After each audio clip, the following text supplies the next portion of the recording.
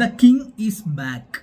പലയിടത്തും നമ്മൾ ഉപയോഗിക്കുന്ന ഒരു വാക്കാണ് ദ കിങ് എന്നത്. രാജാവ്, ഏറ്റവും ശ്രേഷ്ഠനായ ആൾ, അല്ലെങ്കിൽ എല്ലാവരെക്കാളും ഉയരത്തിൽ നിൽക്കുന്നയാൾ.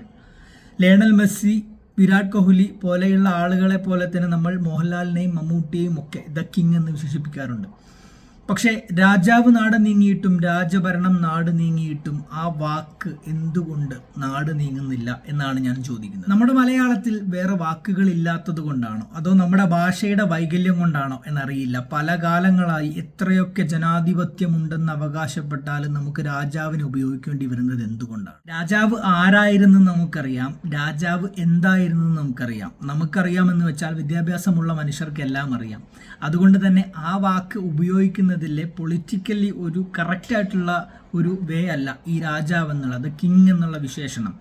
എല്ലാവരും പറയും ഒരു വാക്കല്ല അതിലെന്തിരിക്കുന്നു. പക്ഷേ ആ വാക്കിൽ എന്തൊക്കെ ഉണ്ടെന്ന് നമ്മുടെ ചരിത്രം വ്യക്തമായിട്ട് അടയാളപ്പെടുത്തിയിട്ടുണ്ട്. എന്തുകൊണ്ട് രാജാവ് പോയി ജനാധിപത്യം വന്നു എന്നതിൻ്റെ അടയാളം ഇവിടെ എല്ലായിടത്തും ഉണ്ട്. നമ്മുടെ അവകാശങ്ങൾ തന്നെയാണ് അതിൻ്റെ ഏറ്റവും വലിയ അടയാളം. പറഞ്ഞു വരുന്നത്, നമ്മളെല്ലാം പ്രത്യേകിച്ച് മുഖ്യധാരാ മാധ്യമങ്ങൾ വരെ രാജാവ് എന്ന വിശേഷണം പലർക്കും ചാർത്തി നൽകുന്നതിലെ അപക്വതയാണ് പറയുന്നത്. അതിന് പകരമായിട്ടൊരു വാക്ക് കണ്ടുപിടിക്കാൻ ഇതുവരെയായിട്ട് മാധ്യമങ്ങൾക്ക് വലിയ മുതിർന്ന തലമൂത്ത ജേർണലിസ്റ്റുകൾക്ക് വരെ കഴിഞ്ഞിട്ടില്ല എന്നത് പരിതാപകരമായ അവസ്ഥയാണ്. കഴിഞ്ഞ ദിവസം മമ്മൂട്ടിയുടെ തിരിച്ചുവരവിനെ കുറിച്ച് റിപ്പോർട്ടർ TV ഇറക്കിയ ഒരു പോസ്റ്ററിനകത്ത് ദ കിങ് ഈസ് ബാക്ക് എന്ന് എഴുതിയിട്ടുണ്ട്. ആരാണ് രാജാവ്? മമ്മൂട്ടിയാണോ രാജാവ്? മോഹൻലാലാണോ രാജാവ്? മെസ്സിയാണോ രാജാവ്? കോഹ്ലിയാണോ രാജാവ്? ആരും ഇവിടെ രാജാവല്ല. എല്ലാവരും മനുഷ്യരാണ്, സാധാരണ മനുഷ്യരാണ്. നമ്മളെ പോലെയുള്ളവർ തന്നെയാണ് എല്ലാവരും. അല്ലാതെ ആർക്കും പ്രത്യേകതകളൊന്നുമില്ല. ഭരണഘടന വെച്ച് നോക്കുമ്പോൾ എല്ലാവരും തുല്യർ തന്നെയാണ്. അപ്പം നമ്മുടെ ആ വിശേഷണം അത് നമ്മൾ പലയിടത്തും തിരുത്തേണ്ടതുണ്ട്.